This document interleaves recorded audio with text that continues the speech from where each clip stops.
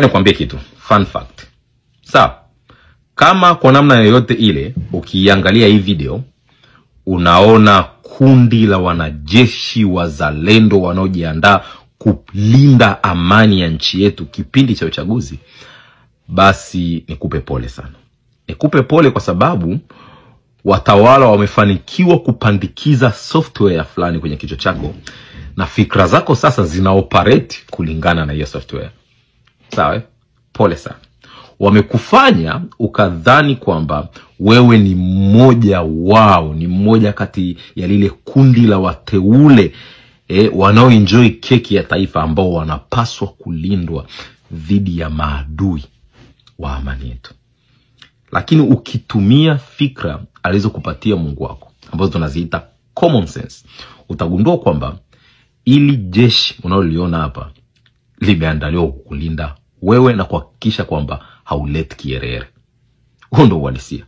Ili jeshi hapa halipo kulinda amani, lipo kulinda maslahi ya washenzi wachache wanaokufanya uishi hivyo unavyoishi. Sawa? Na wakati wewe unajiita mzalendo na kudhani kwamba una belong kwenye hii club ya wateule wachache, wenzako wanaishi kwenye majumba ya kifahari na kufurahia maisha. Wanaendesha magari ya kifahari, wana bima za afya za wao na familia zao na watoto wao. Wakiugua kidogo wanaenda kutibiwa nje kwa kodi yako. Alafu wewe mwenzangu na mimi sina hakika kama hata una uwezo wa kubadilisha ndala, let alone t-shirt na suruali. Umelazimishwa kuamini kwamba wewe ni mmoja kati ya wale wateule wanaoenjoy keki ya taifa ambao mnapaswa kupigania amani ya nchi. For that reason unawaona wale wote wanaodai uwajibikaji serikalini na kuwa hold accountable hawa wanaokufanya uishi maisha yao, unaona kama vile ni maadui. Ndio maana sasa hivi unaona kwamba hili jeshi linaenda kulinda amani, linapigania amani yetu, linalinda nchi yetu, bila kujua kwamba hili jeshi linalinda nchi ya kina Kikwete, ya kina Samia na ina saiko yao ambao wapo kwenye tabaka teule. Ngoja nikwambie kitu. Wewe hivyo ulivyo na umaskini wako na mateso yako na shida zako na kila kitu ni threat kwenye maslahi ya tabaka teule, ni threat.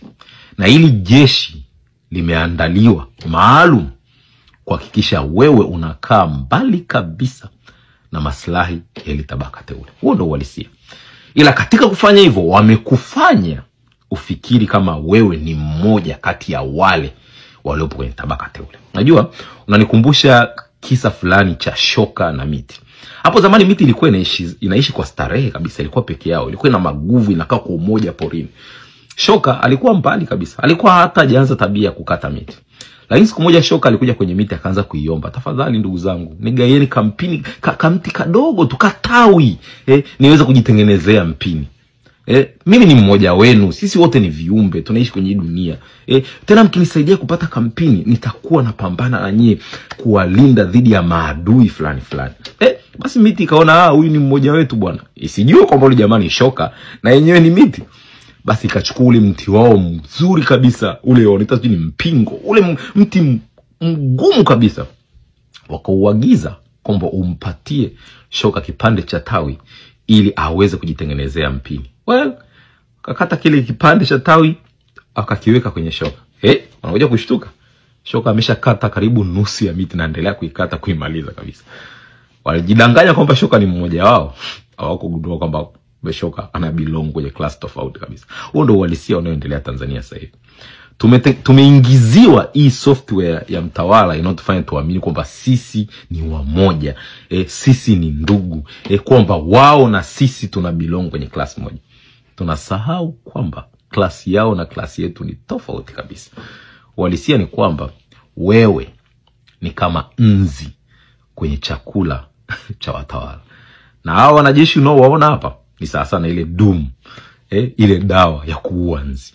Kazi yao ni kukuua na kukuondoa kabisa karibu na chakula cha watawala. Ndio kazi yao.